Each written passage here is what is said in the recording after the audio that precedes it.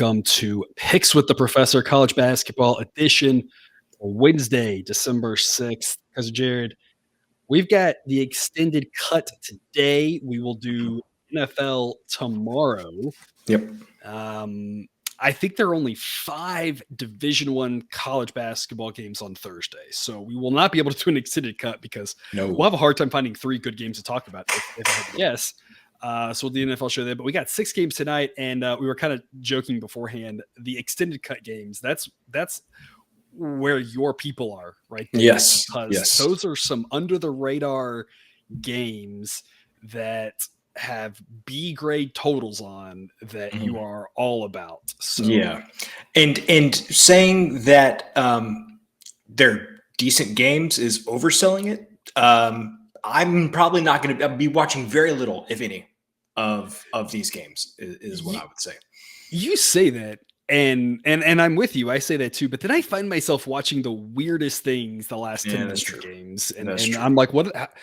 I watched like almost the entirety of the Army game today. We had an A grade pick on Army, and that was some terrible basketball. But here we are. Sometimes you just gotta look at yourself in the mirror and say, "What in Rome?" Right?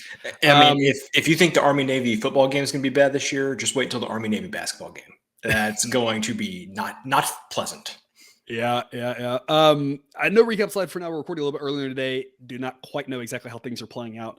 But again, as always, with the season metrics in there. So when we miss a day on that, you're still seeing how we're doing on the entire season. So TBD on how Tuesday went. But again, if you're interested in that extended cut, getting all of the games and all the A grade picks, all the B grade picks, all the C grade picks, and if you're just feeling frisky, the D grade picks on every single game, team totals, thresholds needed for picks, Discord access, blah, blah, blah. I try to give people everything. Got the cheat sheet going for college basketball again here today. So it is a long list of all sorts of team metrics. I mean, all sorts of stuff. If you want to be a better, you can sign up for our Dub Club using the QR code on the screen, or if you're with us on an audio only platform, or if you're with us on YouTube, the link in the show description will get you there too, and automatically apply $5 off of your first month and lock in the 2023 pricing forever going forward as I continue to add more models over time. You're just going to continue to get more bang for your buck because your price is never going up. And so it's a fantastic value. Get in before the end of the year. And if you're going to get in before the end of the year, you might as well get in now. While college basketball, where A grade sides going on 7 winning days in a row. I don't know if it'll be 8. We'll find out. We're kind of teetering on the edge here. We'll see how it goes. Yeah. And NFL has been great all season. And, I don't want to say that I have unreasonably high expectations for college football bowl season, but based on how we did with bowls last season and the heater that we finished this season on, I'm expecting good things from bowls. I've been trying not to think about it, but again, as with college basketball, all of the models that I have are player-based models that kind of benefits us for bowl season. Definitely. With the opt-outs. So I posted projections today with no opt-outs, just kind of giving everyone a heads up. Hey, here's what we think if these teams are at full strength, injuries aside. The injuries are still there. Yep. And then as we learn the opt-outs, we'll be updating those projections, 24 to 40 hours before every game as we figure out who's opting out. I think we're going to find a lot of value out there. It's an interesting one because you got to kind of keep your head on a swivel. I remember last year, the one that sticks out to me is that Oregon State Florida game, where we knew Oregon State was going to be liked writing them a lot last year. We've liked them this year, even though they were a little bit more disappointing this year. And as we just kind of kept finding out more and more, that number just kept going higher and higher. And, trying not to miss the boat, but I think in the end it didn't matter because they won by like 30 or something. So you have those type of games, and we'll try to be keeping an eye on the opt-outs and updating and everything. Yep. So a lot of value there. And 2 years ago, it was Houston and Auburn, where half of Auburn's team opted out. And we took Houston on the money line in the, Goodyear Tire Birmingham Bowl. I don't know. But we won. So that's what I remember. I don't know why you went with Goodyear Tire, but I'm sure they appreciate the shout out since they're sadly not a paid sponsor on this show. But if you do happen to be a paid sponsor and are interested, please contact us. We would pick your product. Starting off here, Memphis and VCU, 7 p.m. Eastern.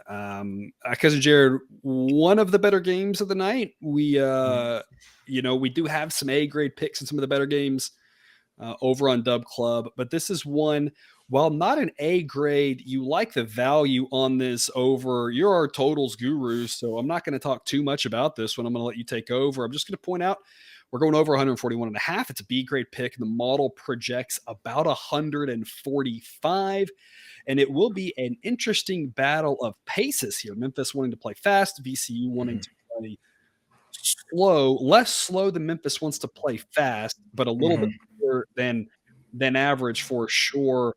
Both these teams have better defenses than offenses, and that's probably why the market is under the average number of points in a college basketball game, whereas Southern's kind of putting it right around the average, thinking the pace of Memphis should keep us a little bit higher.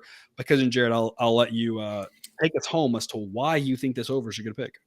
Basically, anytime, and this is my, observations that I have made, anytime that you can take, and if Sideline sees that a team has a pace, it gives it a rating over 120. So Memphis here with a 127, 14th fastest pace in the country.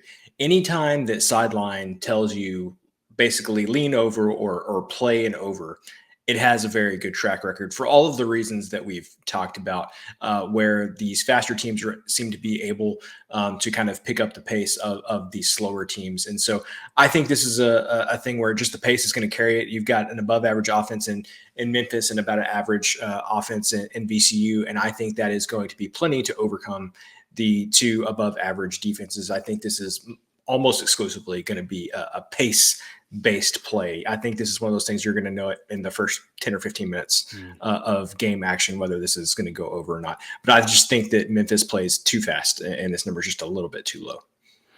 And that's what the model would indicate the numbers a little bit too low, that we should be able to get more into the mid 140s. The interesting thing about this pace, because just when I look at the rankings, and again, rankings and ratings, similar but different, right? The rankings of Memphis being number 14, VCU at 302 feels like they're mirrored. But number one, there are 60 teams below Memphis below VCU, excuse me, and only 13 ahead of Memphis. But on top of that, the faster teams are faster at the top, and the slower teams are slow at the bottom, with only a couple of exceptions. And with the way Charlotte's been playing this year, the only exceptions might be UNT and Virginia might be the only ones. I'm not even sure. And Towson.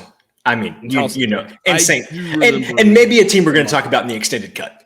And maybe a team we're going to talk about in the extended cut. I did notice that. But other of those few extreme teams, faster at the top from a ranking standpoint tends to be more fast than the slow is slow. And there could be a lot of reasons why a team like Memphis is able to speed up teams. For some teams, it's kind of leaky defense, allowing quicker shots earlier in the shot clock than they're used to, and they don't want to pass up and look. For some teams, it's just the ability to get a good look quicker in the shot clock. Whatever it is, those extra possessions add value to the over. So we're going to take the over there in Memphis and VCU, B grade pick. Which takes us to the potentially, probably, best game of the day, Texas and Marquette. A little bit of a revenge game here for the coach at Marquette, who was once the coach at Texas. I believe they've played since Shaka left Texas previously, so it wouldn't be the first one. But, Texas, a top 25 team, Sideline has them at 23. I think the polls have them a little bit higher. My father, as a Texas alum, I've seen a lot more Texas basketball than I care to see half the time living with him, as we're still trying to, we're still moving all around the country, it seems like. And he will tell you this Texas team has some flaws, and the model is kind of picking up on that, saying they're good, not great. This Marquette team, while having 2 losses, is very battle tested. Sideline has them at number 9, thinks they're an insanely good team. Marquette's favored. They should be favored. It's hard to find an edge on the side, but the total, the market has it at 146.5. We've got it at 151.4. And all of these units are good, but the efficiency of Marquette is just another level. And that's the driving force as to why we should have a higher scoring game, according to the model. And again, all the normal caveats aside, you never know what's going to happen, who's going to get hot, who's going to get cold. Some games are just, they are what they are, and there's nothing you can do handicapping wise. But if this game plays out in a reasonable fashion, you have the added benefit of, if Marquette's up, 5 points late, 9 points late. You might get late fouls, getting extra points at the end. So you kind of have an extra little kicker of a way you could get over if Marquette on offense doesn't just decide they're going to go out and score 90 points anyway, which seems like something they could do if they wanted to with how good they are on offense. Because Jared, what are your thoughts? Yeah, so we haven't talked about it too much here on the college basketball show, but about outliers. And I'm not saying that Sideline has a difficult time with outliers, but what I am saying is if it does, Marquette is approaching that area on offense with how good they are. And so, a lot of times I like to come on here and talk about pace in regards to totals, but this one is just, man, this Marquette offense is so good. And Texas is not a slower paced team. So, Marquette lost to Wisconsin this past weekend. Wisconsin plays a little bit slower paced, plays a little bit different game than what Texas does. You see the offensive efficiency there for Texas as well. They're almost as good as Marquette is. And so, that Marquette Wisconsin game was a little bit lower scoring. I think Texas plays just enough of a different type of game that's going to allow this to be more high scoring. And then Marquette being at home. Gotta like that. They've played well at home offensively this season. So all of those things together is why I like the over in this spot. All righty. It should be a good one to watch. And again, hopefully, if nothing else, the late fouls can get us there, or maybe overtime, which can always be a kicker to the over. But a number that's set a little bit too low just based off how efficient Marquette's offense is. And then a late one here, 10 p.m. Eastern, SMU and Arizona State. Cousin Jared, you can still pick a side. It is possible. I was starting to worry that it was going to be all totals here forever and ever until the end of time. But here we are with two teams that are pretty solid defensively. If their offenses couldn't match their defenses, these are bubble-worthy teams that should be talked about for at-large bids. As it is, they're going to need to do some massive improving to get there, according to the model, mainly on the offensive end. That probably explains why the model thinks this will be a tight contest, because the defenses are going to rule the day, keep it low scoring. But SMU's offense being that much better than Arizona State's is probably the key reason why we're thinking anything can happen in this game. So this sets up very similar to the Illinois game that we talked about yesterday, where we're going to grab the field goal and the hook on that as a B grade. If you want to take the money line, that makes a lot of sense. I talked about it with Jake yesterday on the show, because Jared, you and I have talked about it a lot, about where should that cut point be. We were trying to follow the data and find where the model's doing well, not overreact, but just look at the last year's data, this year's data, and just try to find where the best, where should be taking points, where's their value in general. I think earlier in the season, and I think it's kind of shown with how things have gone as of late, we were a little too aggressive with money lines on dogs. Maybe we took a little bit too far the other way. Maybe this should be a money line pick. Maybe we should take it at 45%. It's hard to see the exact line there. A lot of it has to do with the number that's available to you as well, as you're shopping around, personal preference on some of these like kind of tweener cases. So my first question to you, cousin Jared, plus 3.5. Are you taking the points? You taking the money line? You splitting? How are you treating this game? I am probably taking the points in this one. I just like when you talk about two teams that play such solid defense. I think I just want the 3.5 points in my back pocket if I can have it.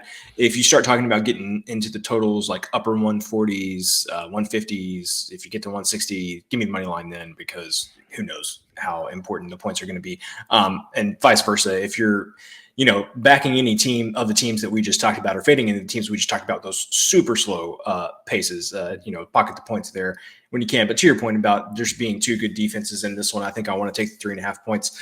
To me, this is defenses pretty even matchup. Offensively, I think by Power 5 standards, fairly significant edge for SMU in this one. Neither offense anything to write home about, but definitely an edge towards SMU. And I know this one is on the road, but I think that I thought this would be more like a pick 'em instead of getting 3.5 points. So give me the 3.5 points with the team that I score. I trust to score more points down the stretch than what I do with Arizona State. And Arizona State, they've been playing a little bit better as of recent, but they got housed by BYU, that close game to UMass Lowell, only a 11-point win, against Texas Southern earlier this season. Texas Southern, not great. made the tournament last year, I believe, winning their conference tournament, but they had a way below 500 record. So anyway, I just, SMU hasn't been wonderful either, but they've got losses to like Wisconsin, Texas A&M, some teams that are a little bit higher rated than what Arizona State is. So give me the 3.5 points with SMU. We faded Arizona State a lot recently. Or a lot this season, I should say. It's been a short season. The most recent time we did it with San Francisco, that did not work out. A game that seemed a little fluky from what I could tell. I don't really think that was one of those average games. That's where we talk about too. We have to make sure we don't overreact to one game, whether you win or lose, right? Because you don't want to handicap a game, think it should go one way, and then it win, and you won just because the team got hot or not from three. Right. Which is going to be such a big driver, or it was just a fluky type outcome. You want to look at it, make sure it did play out like you think, but vice versa with the losses. Right. And I think that was just kind of one of those, we always talk about, there's going to be some games that just go your way or don't go your way. There's, for every, 30 game season, there's 5 where a team overperforms and underperforms each way. But for the most part, fading Arizona State's been a pretty profitable venture this year for us. I think the odds makers and even the model, because the model is still downgrading their offense, it seems like, by the game, having a hard time just kind of realizing how much worse this team is than it was last year. Last year, it was a solid team. And this year, the defense is still there, but the offense is just getting nothing going, which is part of the reason why they got housed by BYU. But BYU is a really good team and could score a bunch of points. And Arizona State wasn't hanging in them with a team like that at all. Obviously, SMU is a lot weaker, but like you said, they're definitely battle tested. And this will feel like a pretty easy game relative to some of the games that SMU's played. So kind of a coin toss game. We're going to pocket the 3.5 officially, but if you want to look at the money line, that doesn't seem like a crazy idea. Nope. As well. Here's our recap of our 3 picks that we have given out on this here show. We're going to take a 60-second interlude, come back and talk about those other 3 remaining games. And again, remember, if you are interested in joining us over on Dub Club, that QR code there is on the screen for you. Again, sign up link in the show description, $5 off your first month, and lock in 2023 pricing forever. Cousin Jared, parting words before we get a quick breather. Come back tomorrow and see me talk NFL for maybe the only time ever. I am going to take the over on that it will happen again, but it might be the only time. It's going to be the first time. It's going to be the first time ever. I was talking with Jake about the show. I don't know if it was on show or on the extended cut or not. I'm really excited to hear you talk about the NFL because, you're our model whisperer. I think you're a little bit more handicapped here because you don't have quite the amount of data that you usually have. That's part of why you do with the models, because you get to see to see it perform at a lot of things and pick up where it's doing well. And we always talk about every model's wrong. There's a margin of error on every game and every team. And now we start speculating where that error is, right? We think it's off because we know it exists.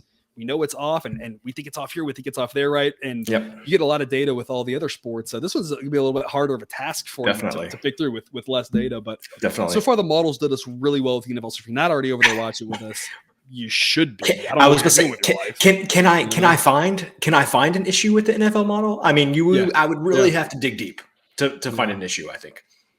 There are people who have at this point, but they are digging very deep at this point, in my opinion.